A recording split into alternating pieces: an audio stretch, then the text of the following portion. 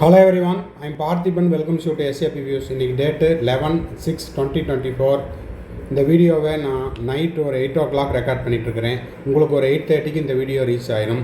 இந்த வீடியோவில் NEET UG 2024 scam அப்படிங்கிறது தான் எல்லாத்துக்கும் தெரிஞ்ச விஷயம். இதில் கிரேஸ் மார்க்னுடைய இம்பேக்ட் என்ன, கிரேஸ் மார்க்னால் யாரெல்லாம் டைரெக்டாகவும் இன்டைரக்டாகவும் அஃபெக்ட் ஆகிருக்காங்க, அது மட்டும் இல்லாமல் இப்போது இந்த கிரேஸ் மார்க் கொடுக்குறனால கிட்டத்தட்ட ஒரு 10 கவர்மெண்ட் மெடிக்கல் காலேஜஸில் சீட் அப்படிங்கிறது ஆல்ரெடி ஃபில்லப் ஆகிடுச்சு. இல்லைன்னா கீழே இருக்கிறவங்களுக்கு, அதாவது கட் ஆஃப் சீட்டு கிடைக்காதவங்களுக்கு இதனால் அஃபெக்ட் இருக்க போகுது அப்படிங்கிறத டீட்டெயில்டாக பார்க்க போகிறோம். ஸோ ஸ்கிப் பண்ணாமல் கடைசி வரைக்கும் பாருங்கள்.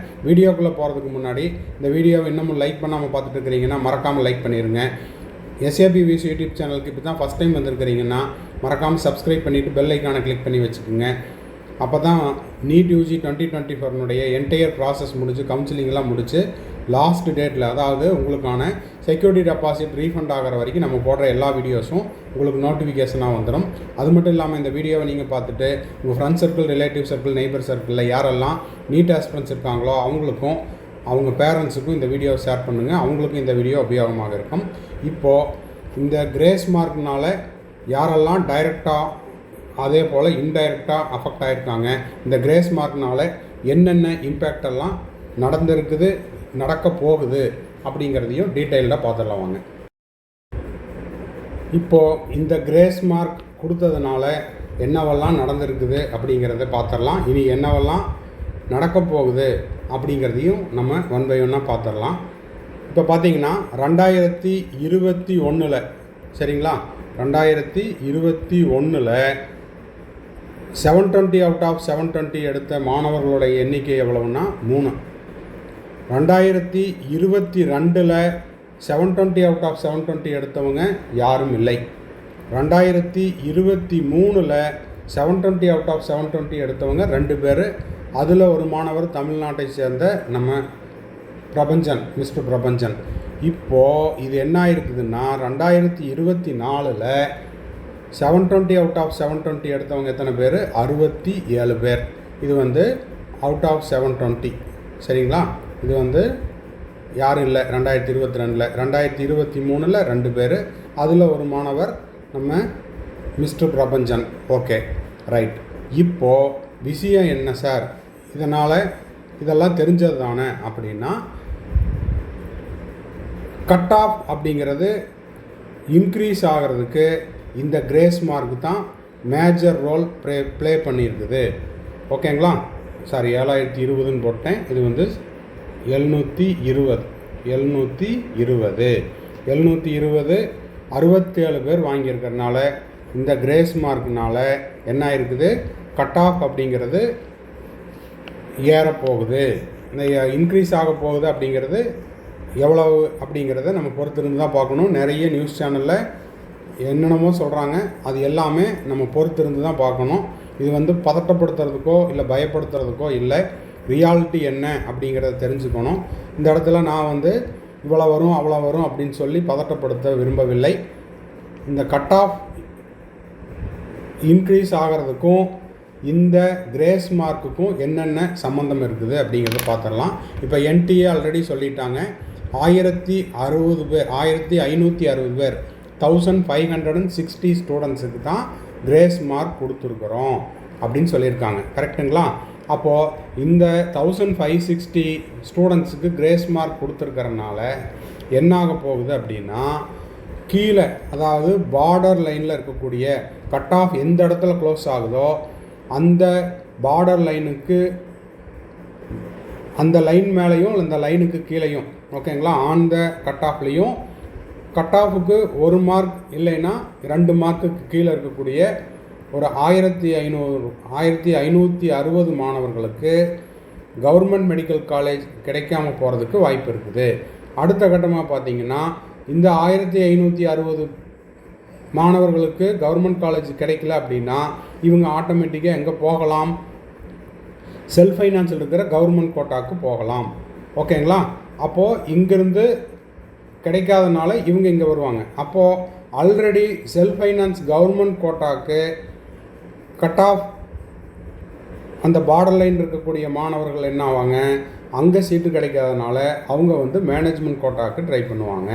அப்போது இந்த கிரேஸ் மார்க்னால் இந்த அவுட் ஆஃப் மார்க் மட்டும் மாற போகிறதில்ல, அதாவது மாறல ஐ கட் ஆஃபும் வரப்போகுது. கிரேஸ் மார்க்னால் கட் ஆஃப் அப்படிங்கிறது உயரப்போகுது.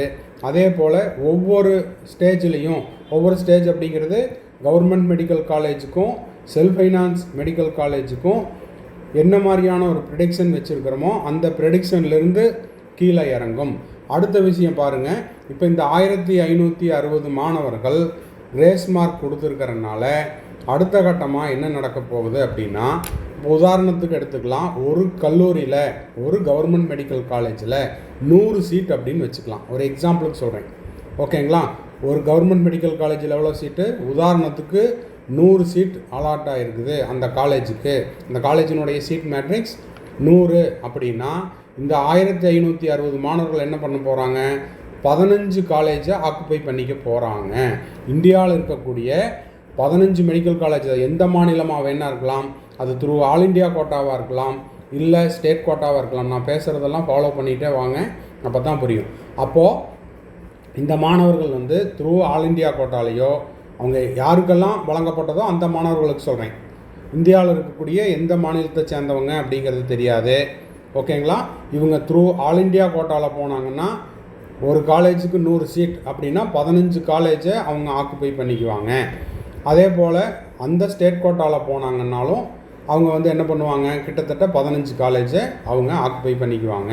எப்படி சார் சொல்கிறீங்கன்னா 15 × 100 எவ்வளோ வச்சு 1500, கிட்டத்தட்ட 15லேருந்து ஒரு 16 காலேஜை அவங்க வந்து ஆக்குப்பை பண்ணிக்க போகிறாங்க. அப்போது ஆல்ரெடி ஒரு 15 இல்லைன்னா 16 காலேஜினுடைய சீட்டு நம்ம கண்ணுக்கு தெரியாமையே ஃபில்லப் ஆயிடுச்சு அப்படிங்கிறது இதன் மூலியமாக தெரிய வருகிறது. அப்போது இந்த கிரேஸ் மார்க் கொடுத்துருக்கறனால என்னென்ன இம்பேக்ட் அப்படின்னா, இது வரைக்கும் வாங்கின 720 அவுட் ஆஃப் 720 67 மாறினதுக்கு இது ஒரு மூல காரணம்.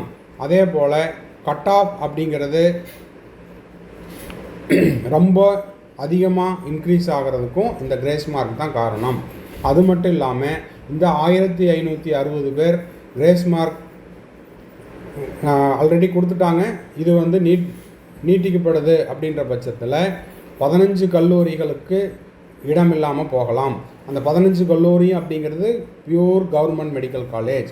அது வந்து நம்ம எந்த ஸ்டேட்டாக வேணால் இருக்கலாம். ஏன்னா இந்த 1560 பேர் எந்தெந்த மாநிலத்தில் இருக்கிறவங்களுக்கு கொடுத்தாங்க அப்படிங்கிறது தெரியாது. அவங்க வந்து ஆல் இண்டியா கோட்டாவில் சீட் எடுத்தாங்க அப்படின்னா, உதாரணத்துக்கு சொல்கிறேன்னா, இப்போ தமிழ்நாட்டில் இருக்கக்கூடிய யாராவது ஒரு மாணவர் ஆல் இண்டியா கோட்டாவில் ஒரு சீட் எடுக்கிறாரு அப்படின்னா அதனால் நம்மளுக்கு என்ன பெனிஃபிட்டு, அவருடைய தமிழ்நாட்டு மாணவர் டாப்பராக இருக்கிறவர் ஆல் இண்டியா கோட்டாவில் ஒரு சீட் எடுத்துக்கிறாரு அப்படின்னா அவரோட சீட்டு நம்ம தமிழ்நாட்டு மாணவர்களுக்கு கிடைக்கும். இப்போ அந்த மாதிரி கிடைக்காம போகிறதுக்கு வாய்ப்பு இருக்குது. ஏன்னா இந்த 1560 யாராவது ஒருத்தர் அவங்க ஆல்ரெடி எடுத்துட்டாங்க அப்படின்னா நம்ம டாப்பருக்கு அங்கே சீட்டு கிடைக்காம போகலாம். ஆல்ரெடி நிறைய பேர் பேசிட்டாங்க. இப்போ 720க்கு 720 எடுத்த மாணவர்கள் கூட அவருக்கு எய்ம்ஸ் நியூ டெல்லி கிடைக்குமா? ஏங்க சார் எய்ம்ஸ் நியூ டெல்லியை சொல்கிறீங்க அப்படின்னா, மருத்துவம் படிக்கக்கூடிய நீட் படிக்கக்கூடிய அனைத்து மாணவர்களுடைய ட்ரீம் காலேஜ் அப்படிங்கிறது எய்ம்ஸ் நியூ டெல்லி தான். அப்போது 720க்கு 720 எடுத்த மாணவர்கள் அனைவருக்கும் எய்ம்ஸ் நியூ டெல்லி கிடைக்குமா அப்படின்னா அதுவும் சந்தேகம்தான். இதுவும் எதனால், கிரேஸ் மார்க்கினுடைய இம்பேக்ட்னால. அப்போது இந்த கிரேஸ் மார்க்கினுடைய இம்பேக்ட்னால ஆல்ரெடி இந்தியாவில் இருக்கக்கூடிய எம்பிபிஎஸ் சீட்டில் இப்போவே 1560 சீட் அப்படிங்கிறது ஃபில்லப் ஆயிடுச்சு. நான் பேசுகிறதெல்லாம் உங்களுக்கு புரியுதா அப்படிங்கிறத நீங்கள் பார்த்துட்டு ஒரு லைக் பட்டனை ப்ரெஸ் பண்ணிடுங்க. இதை தவிர நான் வேறு ஏதாவது பாயிண்ட்ஸை மிஸ் பண்ணியிருந்தேன்னா நான் அடுத்தடுத்த வீடியோவில் சொல்லிடுறேன்.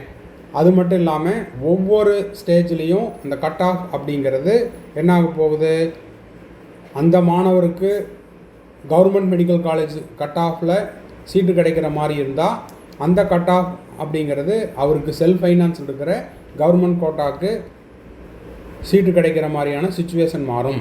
அதுவே செல்ஃப் ஃபைனான்ஸ் காலேஜுக்கான கட் ஆஃப் வச்சுருக்காரு அப்படின்னா அவர் மேனேஜ்மெண்ட் கோட்டாவில் சீட் எடுக்கிறதுக்கான கட் ஆஃபாக மாறுறதுக்கு வாய்ப்பு இருக்குது. அடுத்த கட்டமாக என்டிஏக்கு ஒரு சில கேள்விகளை நம்ம இந்த இடத்துல பதிவு பண்ண விரும்புகிறோம். ஃபஸ்ட்டு என்ன அப்படின்னா, நேற்று என்டிஏலேருந்து ஒரு நோட்டிஃபிகேஷன் வந்தது, அதையும் நான் இப்போ காமிச்சிட்றேன். இப்போ என்டிஏலேருந்து நேற்று வந்த ஒரு இம்பார்ட்டண்ட் நோட்டிஃபிகேஷன், அதாவது இந்த சென்டரில், அதாவது co educational school B14 Bulandshahr road industrial area Ghaziabad, இந்த சென்டரில் நடந்த தேர்வில் மாணவர்கள் யாருக்கும் டைம் லாஸ் அப்படிங்கிறது நடக்கலை. ஆனால் இந்த சென்டரில் ஒரு சில எக்ஸாம் ஹாலில் அந்த வினாத்தாள் கொடுக்கறதுல குளறுபடி அப்படிங்கிறது நடந்தது உண்மைதான்.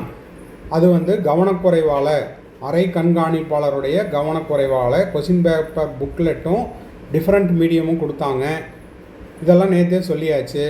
ஆனால் அந்த மீடியம் கொஷின் பேப்பர் மாறுனதுனால அவங்களுக்கு இப்போ இங்கிலீஷ் கேட்டவங்களுக்கு ஹிந்தி கொஷின் பேப்பர் போயிருக்குது, ஹிந்தி கொஷின் பேப்பர் கேட்டவங்களுக்கு இங்கிலீஷ் போயிருக்குது.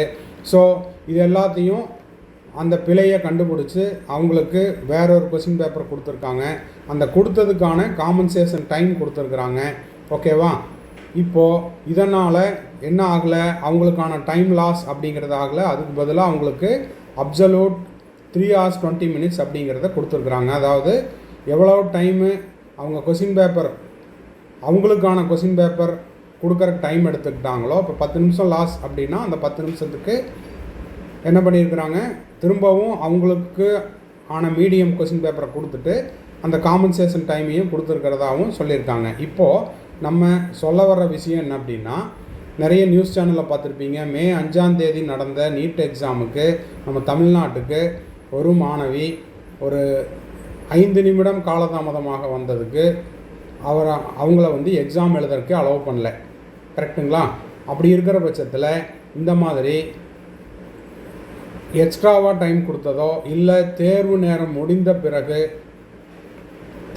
முடிந்த பிறகும் எக்ஸாம் ஹாலில் வச்சிருக்கிறது அப்படிங்கிறதெல்லாம் கேள்விக்குறியாக இருக்குது. இப்போது நம்ம மாணவர்களுக்காக நம்ம அவங்களுக்கான பெனிஃபிட்டை நம்ம பார்க்குறோம்.